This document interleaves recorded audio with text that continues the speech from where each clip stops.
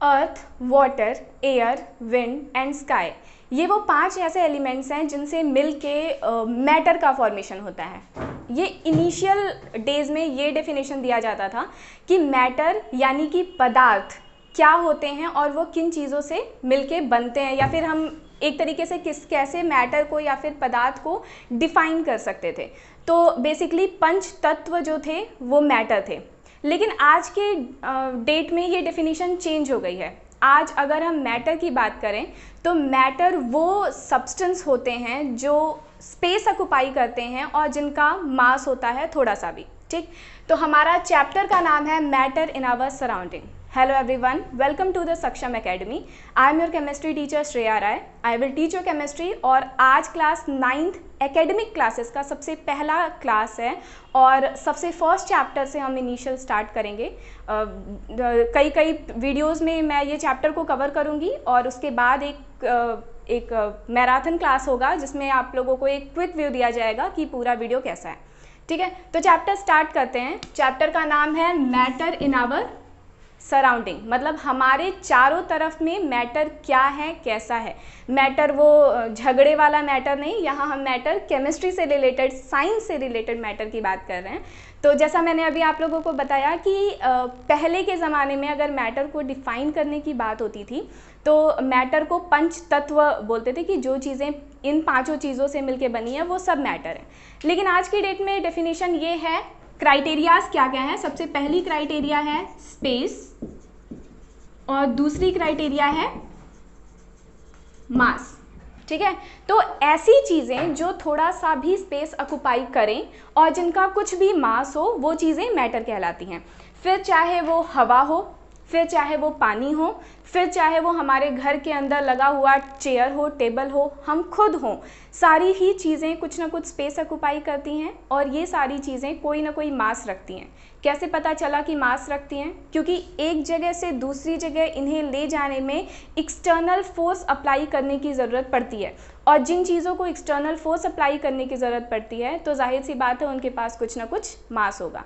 तो जो भी चीज़ें इन दोनों क्राइटेरियाज के ऊपर आती हैं कि वो स्पेस कंटेन करें और कुछ ना कुछ उनका मास हो, वो चीज़ें मैटर कहलाती हैं। इसके अलावा जो चीज़ें हमारे 5 सेंस ऑर्गन से हम फील कर सकते हैं वो चीज़ें मैटर होती हैं, ठीक है। तो आज की जो हमारी वीडियो है उसमें हम ये पूरा पार्ट कवर करेंगे। स्टेट्स ऑफ मैटर को पूरी तरीके से एक्सप्लेन नहीं करूँगी इस वीडियो में, नेक्स्ट वीडियो में हम स्टेट्स ऑफ मैटर को पूरी तरीके से कवर करेंगे। तो सबसे पहला पॉइंट है फिजिकल नेचर ऑफ मैटर। कोई भी जो चीज़ होती है हर एक चीज़ के पास फिजिकल प्रॉपर्टी या फिजिकल नेचर और साथ ही साथ केमिकल प्रॉपर्टी या केमिकल नेचर होता है। केमिकल प्रॉपर्टी या केमिकल नेचर का मतलब है कि हम जब भी किसी चीज़ के ऊपर केमिकल रिएक्शन कराते हैं तो वो उसका रिजल्ट किस तरीके से शो करता है वो केमिकल कैरेक्टरिस्टिक्स के कैटेगरी में आता है। और अगर हम फिजिकल नेचर की बात करते हैं तो फिजिकल नेचर यानी कि फिजिकल अपीयरेंस, कोई भी चीज़ कैसी दिखाई देती है, हम अपनी आंखों से उसे कैसा देख पाते हैं, ये उसका फिजिकल नेचर होता है। तो अगर हम मैटर के फिजिकल नेचर की बात करते हैं तो मैटर जो है इसका सबसे पहला नेचर ये है कि they are made up of particles. They are made up of what? They are made up of particles. अब वो पार्टिकल्स क्या हैं सबको पता होगा, वैसे आप कमेंट सेक्शन में बताइए मुझे कि वो पार्टिकल्स क्या होते हैं। वो पार्टिकल्स जो हैं उन्हें हम एटम बोलते हैं, ठीक है। So the first fundamental particle by which matter is made up of, they are known as what? Atom, ठीक है। जिन फंडामेंटल पार्टिकल से मैटर बनता है उन फंडामेंटल पार्टिकल को एटम का नाम दिया जाता है। यानी कि मैटर, हमारे चारों तरफ सारी चीज़ें मैटर, और वो मैटर किस चीज़ से मिलके बना? एटम से मिलके बना। मतलब पूरे सराउंडिंग में हमें जो कुछ भी दिखाई दे रहा है वो सब किस चीज़ से मिलके बनता है? सबसे छोटी यूनिट, जैसा आप लोगों ने बायोलॉजी में पढ़ा होगा कि सेल जो होते हैं वो ह्यूमन बॉडी या एनिमल या प्लांट जो भी लिविंग ऑर्गेनिजम्स हैं उनके सबसे बेसिक फंडामेंटल पार्टिकल सेल होता है। सेम उसी तरीके से अगर हम केमिस्ट्री में बात करें तो मैटर का फंडामेंटल पार्टिकल होता है एटम। एटम्स जो होते हैं, अब सेकंड हम नेचर पे आ जाते हैं। इनके जो पार्टिकल्स हैं मैटर के, यानी कि जो एटम्स हैं, ये बहुत ही ज़्यादा स्मॉल होते हैं इन साइज़। उनका साइज़ जो होता है वो बहुत ज़्यादा स्मॉल होता है। इवन इतना स्मॉल होता है कि हम उन्हें अपनी नेकेड आई से नहीं देख पाते। तो अगर हम उन्हें अपनी नेकेड आई से नहीं देख पाते तो जाहिर सी बात है कि उन्हें देखने के लिए माइक्रोस्कोप की ज़रूरत पड़ेगी। तो आप मुझे बताइए कि क्या नॉर्मल माइक्रोस्कोप हमें एटम को दिखा सकता है? नहीं, ऐसा नहीं हो सकता। एटम को देखने के लिए इलेक्ट्रॉन माइक्रोस्कोप की ज़रूरत पड़ती है और उसमें भी STM एक माइक्रोस्कोप होता है जिसके हेल्प से हम एटम को देख पाते हैं। फिर भी वो हमें बहुत ही ज़्यादा क्लियर व्यू नहीं दिखाता है। हाँ, हमें सिर्फ इतना पता चल सकता है कि एटम्स जो होते हैं वो स्फेरिकल शेप में हम उन्हें मेंशन करते हैं और वो कुछ ऐसा आपको दिखाएगा। कोई भी मैटर जब आप पुट करोगे उस माइक्रोस्कोप के अंदर में तो वो आपको ऐसा दिखाएगा कि ये जो है वो एटम्स हैं, ठीक है। तो इन छोटे छोटे एटम से मिलके एक बड़ा सा क्या बनता है?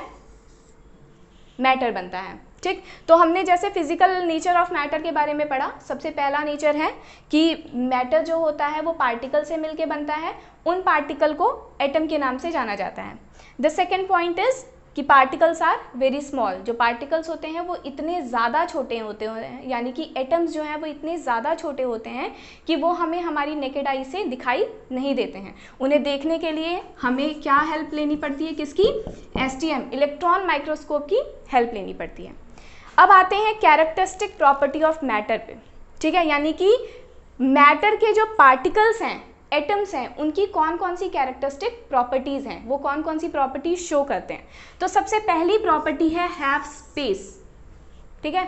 तो मतलब सीधी सीधी बात है कि हर एक मैटर अपने अंदर स्पेस कवर करता है। ये डिपेंड करता है कि हम कौन से मैटर की बात कर रहे हैं। अगर हम सॉलिड की बात करते हैं तो सॉलिड मैटर के अंदर बहुत कम स्पेस होते हैं। लिक्विड की बात करें तो उनमें ज़्यादा स्पेस होते हैं और अगर गैस की बात करें तो उनमें बहुत ज़्यादा स्पेस होते हैं। कंफ्यूज मत होइएगा, मैं इसका डिटेल एक्सप्लेनेशन जब स्टेट्स ऑफ मैटर को हम डिटेल में पढ़ेंगे तो वो सारी चीज़ें वहाँ पे क्लियर हो जाएंगी। फिलहाल यहाँ देखो,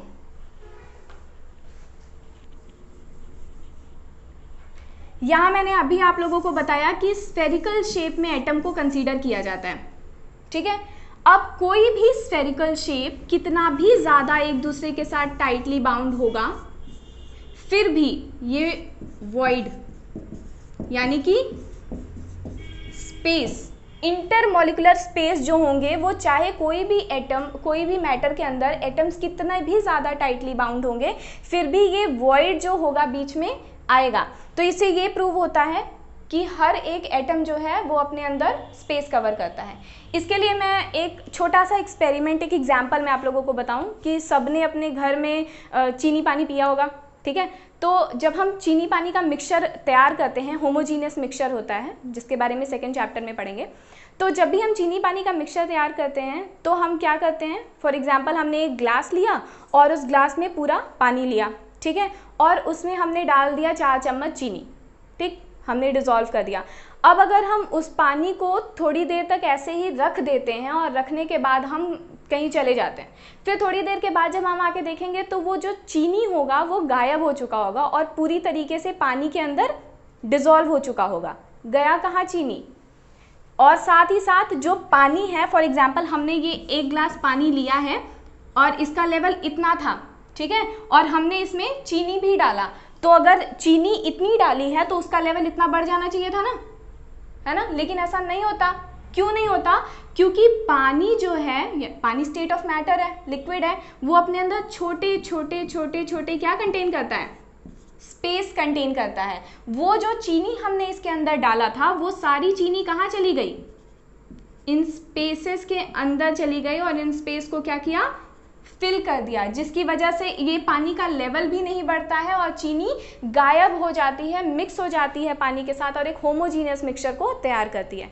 तो इस एक्सपेरिमेंट से हम ये प्रूव कर सकते हैं कि matter have space in their particles. चाहे कोई भी मैटर हो, चाहे सॉलिड हो, लिक्विड हो या फिर गैस हो, हर एक मैटर अपने अंदर स्पेस कंटेन करता है। डिपेंड करता है कि वो कौन सा स्टेट है, उसका साइज उतना होता है, ठीक। The second characteristic property is that the matter के जो पार्टिकल्स होते हैं वो कांस्टेंट मोशन करते रहते हैं, उनके अंदर कॉन्टिन्यूअस मोशन चलता है। अब इसे हम 2 तरीके से एक्सप्लेन कर सकते हैं। 2 प्रॉपर्टी आती है जिसके बेसिस पे हम इसको एक्सप्लेन कर सकते हैं। सबसे पहली प्रॉपर्टी है डिफ्यूजन और दूसरी प्रॉपर्टी है ब्राउनियन मोशन।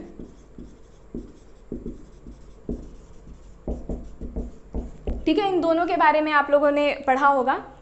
एक्सप्लेनेशन डिटेल में मिलेगी, लेकिन यहाँ मैं सिर्फ हल्का सा बताऊंगी क्योंकि अलग से ये टॉपिक है, तो हम चैप्टर के अंदर उसको अच्छे से पढ़ेंगे।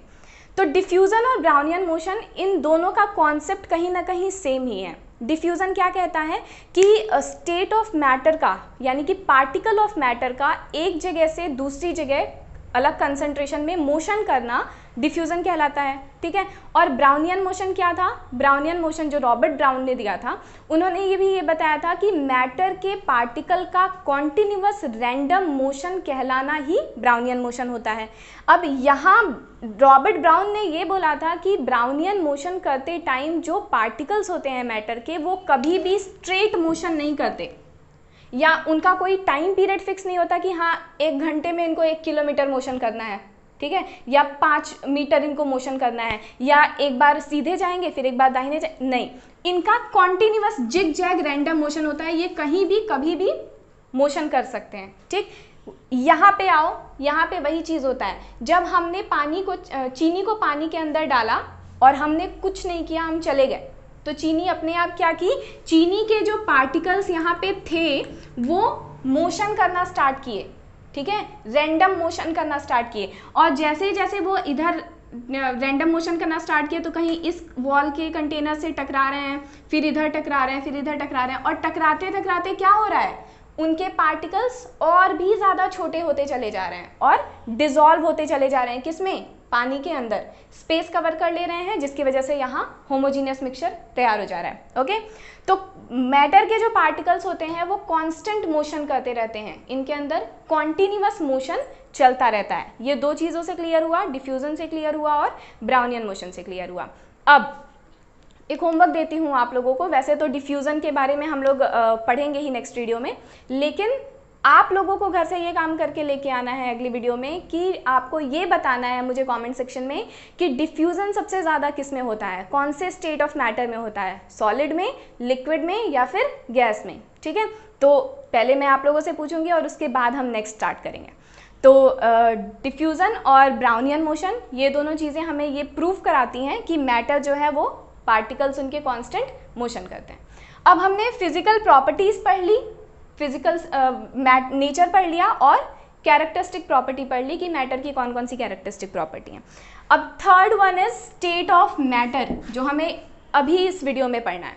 स्टेट ऑफ मैटर यानी कि मैटर कौन कौन से स्टेट में, इन्वायरमेंट में पाए जाते हैं, सॉलिड, लिक्विड और गैस। ये वो 3 मेन स्टेट ऑफ मैटर हैं जो हमारे सिलेबस में हैं। मैं ये नहीं कहूँगी कि सिर्फ यही 3 स्टेट ऑफ मैटर होते हैं, इसके अलावा 2 और स्टेट ऑफ मैटर होते हैं जो बेसिकली हमें सिलेबस में नहीं मिलता है, और एक प्लाज्मा है और दूसरा बोस-आइंस्टीन कंडेंसेट। ये 2 स्टेट ऑफ मैटर नॉर्मली लिया जाता है। हाँ, मैं उसके बारे में भी आप लोगों को बता दूंगी, पर जो 3 मेन स्टेट ऑफ मैटर हैं वो कौन कौन से हैं, सॉलिड है, लिक्विड है और गैस है। ये 3 मेन स्टेट ऑफ मैटर है। मैं थोड़ा थोड़ा एक ओवरव्यू दे देती हूँ कि सॉलिड, लिक्विड और गैस क्या होते हैं, उसके बाद एक डिटेल इनका एक्सप्लेनेशन नेक्स्ट वीडियो में देखेंगे। सॉलिड ऐसे देखो, अभी हमने जब यहाँ पे देखा कि एटम्स जो थे वो स्फेरिकल शेप में थे, है ना, तो हम इसी स्फेरिकल शेप के बेसिस पे ही समझते हैं। मैं ये रब कर देती हूँ, आपको स्क्रीनशॉट लेना हो तो आप ले लीजिए।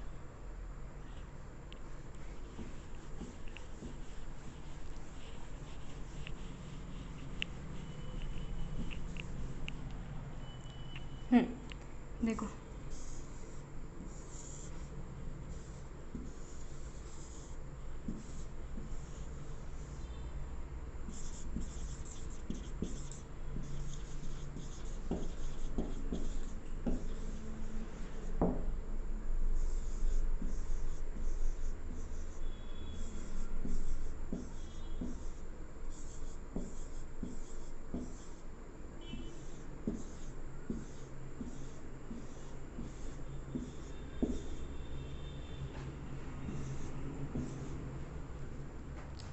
इमेज देख के कुछ ना कुछ क्लियर हो रहा होगा आप लोगों को कि मेन डिफरेंस क्या क्या होते हैं। और अगर किसी को ये इमेज समझ में आ जाती है तो कुछ रटने की ज़रूरत नहीं पड़ता है, और आप अपने आप दिमाग से ही समझ जाओगे कि सॉलिड, लिक्विड और गैस में क्या अंतर है। सबसे पहले हम यहाँ पे सॉलिड की इमेज देख रहे हैं, ये लिक्विड की इमेज है और ये गैस की इमेज है, ठीक है। सॉलिड ये है पार्टिकल्स, यानी कि एटम मैं लिख देती हूँ, ठीक। और ये जो बीच में आपको स्पेस दिखाई दे रहा है, ये वो है इंटरमॉलिक्यूलर स्पेस जो इन एटम्स के बीच में होते हैं, मैटर के अंदर होते हैं स्पेसेस। ठीक है। तो सॉलिड की अगर हम बात करते हैं तो सॉलिड के जो एटम्स होते हैं वो एक दूसरे से बहुत ज़्यादा टाइटली बाउंड होते हैं। इनके अंदर स्पेस बहुत कम होता है और फोर्स ऑफ अट्रैक्शन बहुत ज़्यादा होता है। ठीक। तो इस चीज़ से हमें ये समझ में आ गया कि फोर्स ऑफ अट्रैक्शन जो है वो इन्वर्सली प्रोपोर्शनल है किसके? स्पेस के। जितना ज़्यादा फोर्स ऑफ अट्रैक्शन स्पेस उतना कम, और जितना कम फोर्स ऑफ अट्रैक्शन स्पेस उतना ज़्यादा। एग्जाम्पल लो, जैसे फॉर एग्जाम्पल कि हमने ऐसे किया, ठीक है, हमने हमारे दोनों हाथों को पकड़ा। अब जितना ज़्यादा टाइट हम हमारे दोनों हाथों को पकड़ेंगे, स्पेस दिख रहा है नहीं ना, क्योंकि फोर्स ऑफ अट्रैक्शन क्या है? ज़्यादा है। फिर धीरे धीरे जैसे जैसे मैं लूज़ कर रही हूँ, जैसे जैसे फोर्स ऑफ अट्रैक्शन लूज़ हो रहा है, वैसे वैसे देखो बीच में से स्पेस दिख रहा है ना, और धीरे धीरे धीरे धीरे फोर्स ऑफ अट्रैक्शन जितना छूटा स्पेस उतना बड़ा हुआ। तो तीनों चीज़ों की ये बात है कि जितना ज़्यादा इंटरमॉलिक्यूलर स्पेस रहेगा फोर्स ऑफ अट्रैक्शन उतना कम रहेगा, और जितना ज़्यादा फोर्स ऑफ अट्रैक्शन रहेगा इंटरमॉलिक्यूलर स्पेस उतना ही कम होगा। तो एटम्स के सॉलिड जो है इनके एटम्स एक दूसरे से बहुत ज़्यादा टाइटली बाउंड होते हैं।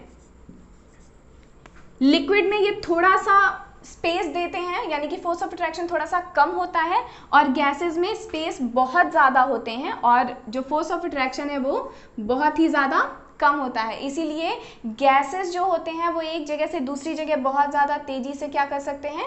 फ्लो कर सकते हैं। सॉलिड, लिक्विड और गैस के लिए आज की वीडियो में बस इतना ही। नेक्स्ट वीडियो में हम एकदम डिटेल एक्सप्लेनेशन देखेंगे कि सॉलिड क्या होता है, लिक्विड क्या होता है और गैस क्या होता है।